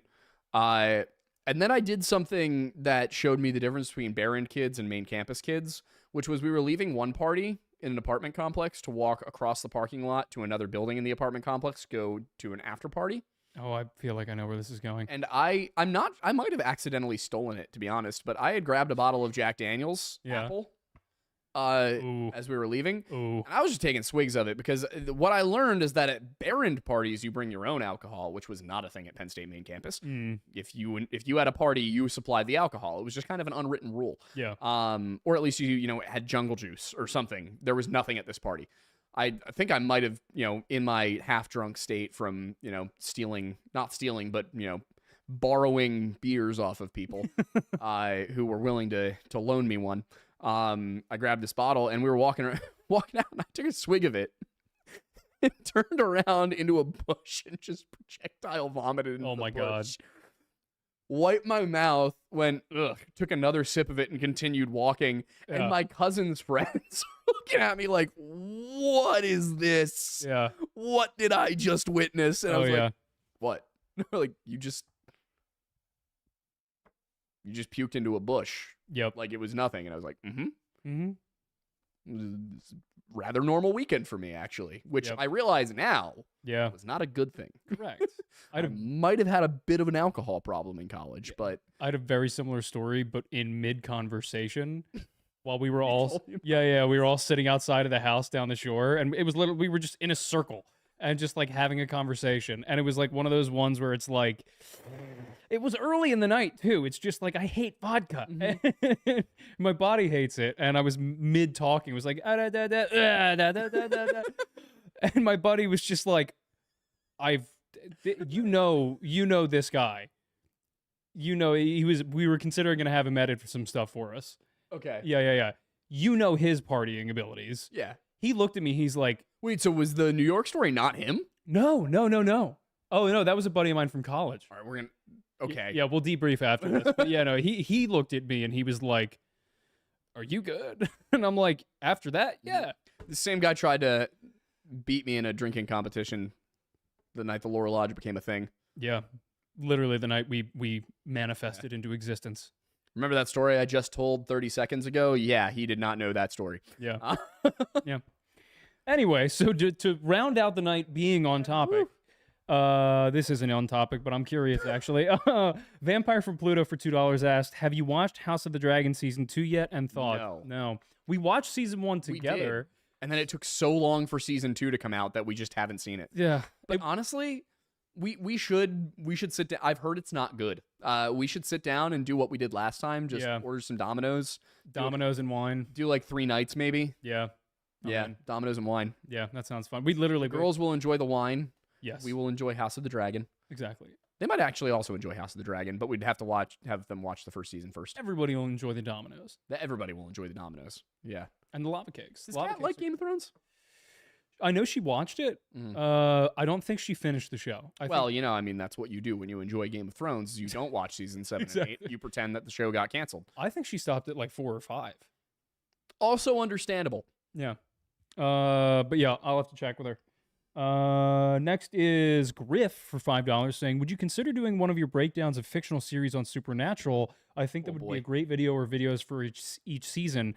You have to remember that like we exist here because of Supernatural. I would definitely do it. Yeah. I don't know if it'd be good for... That's another once we get to Wendigoon's level that we can do that. Yeah, I think... We'll dress up, all that. Yeah, I definitely want to do it. We could do entire seasons easily enough. I think I'd honestly want to pick episodes. That'd be great. Yeah, I think doing a video on Supernatural, the story, like just a breakdown of the story, I think would be fun. But I think also going through and being like, hey, here's how they did the Banshee. Here's how they did Skinwalkers. Here's how they did Shapeshifters. Here's what the actual folklore for each of those things is. Because I enjoy doing that stuff, just nobody watches it. Yeah. Was there ever a Supernatural episode about Bigfoot? No. I think they somehow did that show without doing Bigfoot. Yeah. No, I think they alluded to it as like a joke. Yeah. But no. Wild. Yeah. Fan movie we can make. Yeah. Yeah. Oh, you mean the one that we wrote? Yeah. The one that we wrote that we're trying to produce? Yeah. Go back to that idea we had from high school to make Unnatural. Yeah. Oh my God. We had a parody series planned. Where it starred us as like young guys influenced by the Winchesters. Yeah. Like Sean and Dan or something like that. Yeah, something like really goofy. And it was basically Sam and Dean light. It was two guys cosplaying as Sam and Dean, Yeah. but like vaguely different. Yeah. Oh, Funny how we just kind of did become that yeah. in a way. Nice. All right, Good next. stuff. The last of these, I want to go home and eat. Yeah, same. I want to go home and I have a sleep. bolognese that I made that I'm Ooh, very excited to chomp. Phenomenal. Duo Black Rose is back in with two of them. What would be the end game for keeping Sebastian alive? Like, how do you think Chris sees it playing out? Sorry to just barge in about the Yuba County 5 thing. No, Been no. reviewing everybody's videos on it the past week. No, No, you're fine on the Yuba County 5 thing. Don't worry about it it. was a great contribution. So Yeah. As for the end game of keeping Sebastian alive, I don't think that Katie... I mean, I could be wrong here, which I hope I'm not, but I don't think Katie would have stayed with him if he killed Sebastian. So I think the end game for keeping Sebastian alive isn't that he wanted to, it's that it was the only option. yeah, makes sense. That's everything update 17. We don't have a ton left though. Let's just go through whatever's left, because if there looks like it's only like 3 or 4. Yeah. Landon Sillyman for $1.99 says, thank you for all that you do. Is your coffee available in K-Cups? It is, I believe, not currently available in K-Cups. If you have a Keurig that has the reusable K-Cup, though, you can obviously do that. We'd love to get it in K-Cups, but I just don't think Tableau has the capacity. If you guys start ordering so much of it, then maybe. We had a good month in July, yeah. For those who don't know, we do have a coffee. It's called Mount Pocono Perk. I designed it myself. I spent many moons working as a barista for an artisan roastery. There was a point where I had to memorize 26 different roasts and all of their tasting notes and had to be able to rattle those off to customers who asked. I was able to do that back in the day. I cannot do that now. But yeah, I designed this for myself. It is a medium dark roast. It is, and I know what you're thinking, really, dark roast? It's a very flavorful dark. We created something where you get both the flavor of the roast as well as all of those more tea-like notes that you can get from really good coffees. So it's a good coffee. It's from Tableau Roasting Company. If you go to tableauroastingco.com and go to collaborations, you will find it there. I think we have a link to it here in the description. We should. It's either in a link tree or its own link. I think it's in your link tree. Okay, yeah. So I love it. It's the coffee I drink. Random question. I know that they do bean mixes.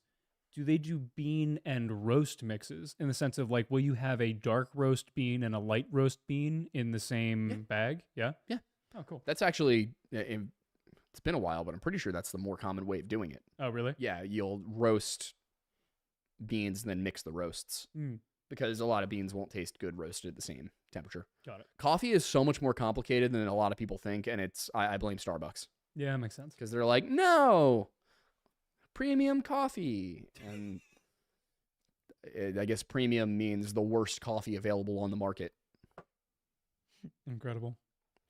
Chewbacker for $4.99 says, as a mailman, I appreciate y'all's videos for listening while working. Oh, well, thank you. Love that. That is quite an unsung hero job. It really is. It really is. Thank you to the mailmen. Yeah, that's not really that is not a government position I can hate at all. No. You're doing a very, very important job. Yeah. You're literally keeping everybody's lives afloat. Yeah. So much. What would that be? The thin pale blue line? The thin mail line? The blue and white stripes. Or does that have implications as well? I don't know. We can't have two lines. Well, they have like the eagle thing. Yeah, I understand what you're saying. Yeah, and then it's got the lines. Yeah, but I mean you can't put that on a flag. What about the thin two blue lines? You're the mailman. You tell me. HND223, who's been a member for 6 months. Thank you. Don't have anything to say. Just wanted to say your guys' true transparency with us is appreciated, and it doesn't go unnoticed. Oh, well, thank you. I'm assuming that's referring to our horrifically heinous college days. Maybe. Yeah. Yeah, we have very little filter, and the filters that we do have, we utilize for being on the internet. Otherwise, yeah. What's that next one? The next one is Ghost2279 for $10.01. Love the specificity, saying, the thing about this that stood out to me was when you pointed out how relentlessly parents have been looking out for missing or out looking for missing kids. How deep into the research were you when you made this connection? It honestly wasn't until after we finished the video. It was something I thought of while I was doing the mini Hahn one, where it really was reading about what Frank Hahn did looking for his daughter that I was like, hang on a minute. Frank was out there for days without sleeping. Charles McCuller Sr. was on this for months. William Martin was looking for his kid for weeks and kept badgering the FBI for months afterwards. You know, like, Chris has basically been like, no, just let the police do their jobs. Come on, man. Okay, dude. Okay. The other ones are just people like shouting some stuff out and letting us know to check some things in the Discord. But the last two, Ghost Town Guy for $5 says Frosted Tips are based in New Metal Pilled. And the last one is from Melissa Gilbert for $5 saying, please consider looking into / mentioning Austin Tice. Yesterday was his birthday, and he's a journalist who was kidnapped on 8/14/12 reporting in Syria. Oh, interesting. An American journalist? His name's Austin Tice, so I'm going to say, yeah, probably. 2012 in Syria. Yeah. Interesting. Yeah, I mean, I can see what I can do. Probably won't be able to get a ton of information on it, but I can definitely, I could make a video on it, on the case. It is unsolved. I don't know what I could add. Yep. But, I mean, with the Chris Proudfoot situation, I feel like I didn't add a ton. I just kind of compiled what everybody knew. Yeah. Which hadn't really been done before. So. You know what's so funny about what we do, actually? What? This is exactly what I told one of my journalism professors in college that I wanted to do, in the sense of, like, I was like, hey, there's a lot of independent reporting, but there's not a lot of, like, cross-analysis of the details.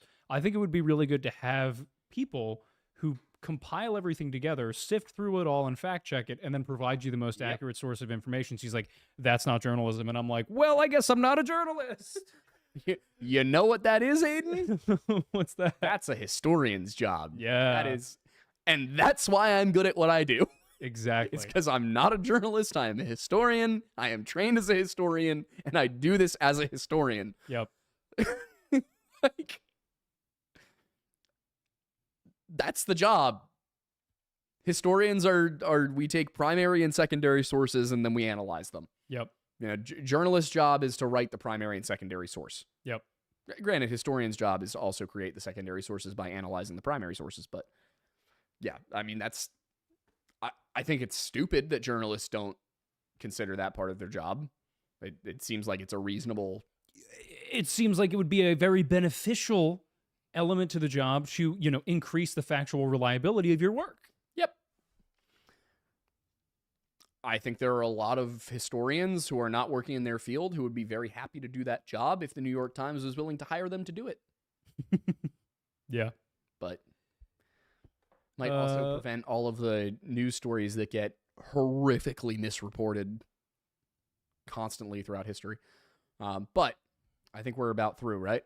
Yeah. JMO and one other. Let's call those the last two for sure. More just came in. Somebody's asking whether or not we did the window seat drag yet. We haven't. Didn't know we were supposed to. I forgot we had to do that. I have a lot of embarrassing videos to film that would have been a lot less embarrassing if they were made 2 years ago. Yeah, wouldn't it be a shame if we had done them when we said we were going to? And now you guys are going to get to see me walking into a hot topic, wearing a Make Windowsy Great Again hat at 500,000 subscribers instead of 10. Yeah. Yeah. That'll be interesting. JMO said, you missed mine, but I'll reuse it next time. Yeah, a couple of years were not relevant, and though they're funny, at the time wanted to keep them on topic. Yeah. What do you want? There was some Bussy Boy comments. Oh boy. There, so we appreciate it, but we wanted to keep it on topic. Melissa Gilbert for $5 saying there is a YouTube video of him alive that was released shortly after. His story is being forgotten. Please remember him. That's in reference to the journalist. Syrian Syria. Yeah. Yeah, I can definitely look into it. Yeah. 100%. That actually might be a way to get somebody trained up. Having them do like Yeah. stuff where it's that. Also, I got to say, someone in the chat just said ground news does what I just described / suggested. They, to an extent, but only with political things too. Yeah. For the most part. We did an ad for them. Yeah, that was the hardest part of doing the ad, was how do we make an ad for them without making it political? Yeah. Because as you guys know, we don't like to do politics on this channel. We have political opinions. We just don't share them with you. Yeah. Mainly because it's just not relevant. It's just not what we do. It's not our job. Yeah. Our job is to give you information about missing people and conspiracy theories. Yeah. I think conspiracy theories are the most political we get, and saying, yeah, this isn't real. So what was I going to say? What was I thinking about? Checking out Austin Tice.